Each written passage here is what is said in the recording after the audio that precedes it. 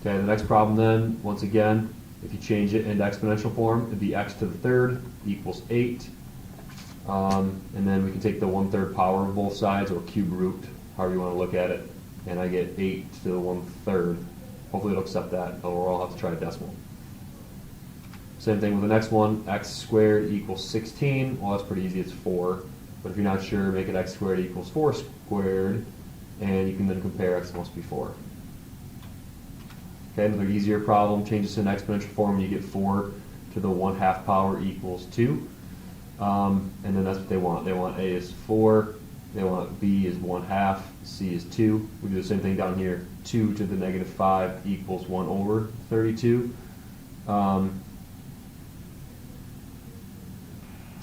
So you have 2, -5, and 1/32.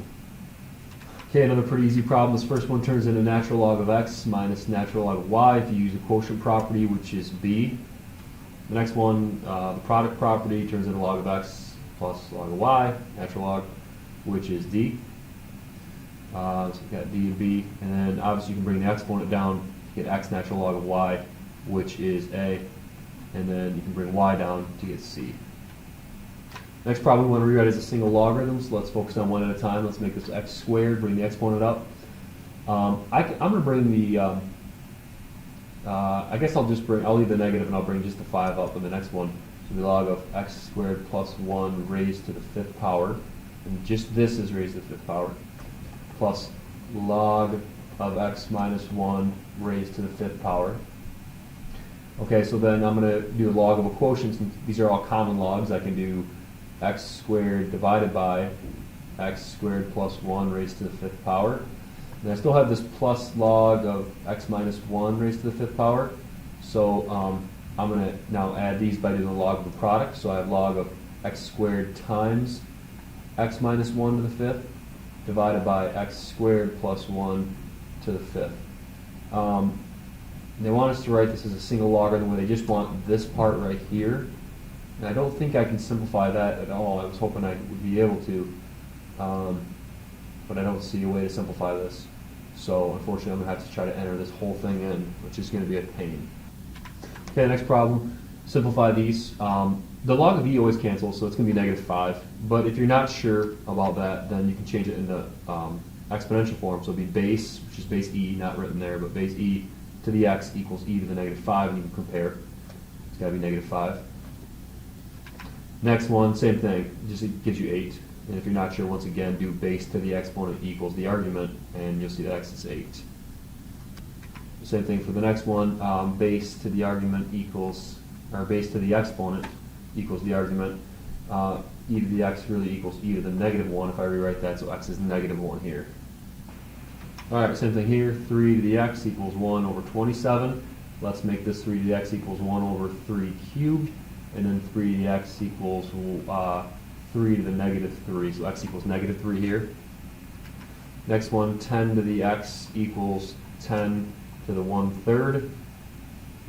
Base to the exponent equals the argument, and x equals 1/3. Next one, base to the exponent equals the argument. That's really 10 to the x equals 1/100, which is really 10 squared. Which is really 10 to the -2. So x equals -2.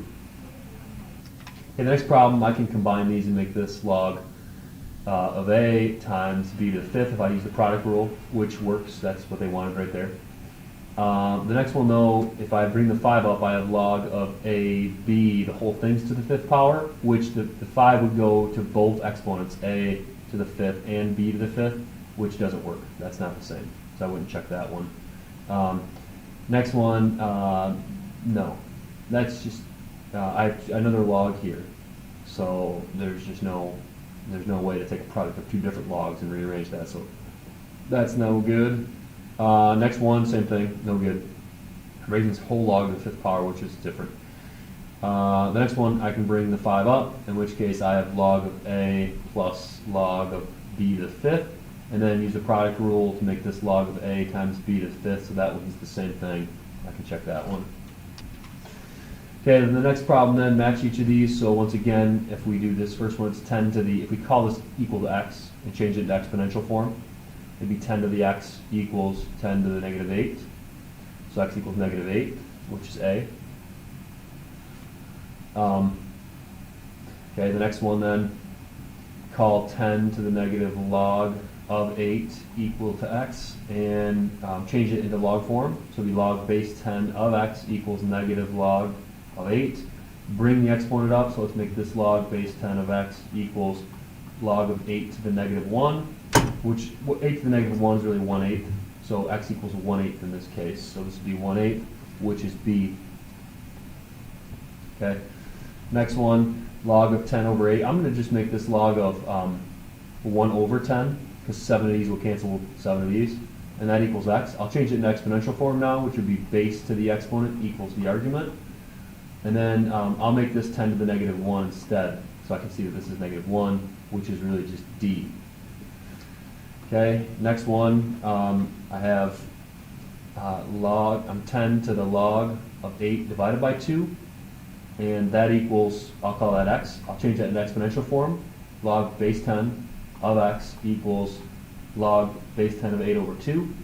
I'll rewrite this as 1/2, this 2 right here in the bottom, and then I'll bring the 1/2 up, so it's log base 10 of x equals log of 8 to the 1/2 power, which is just the square root of 8, which is E.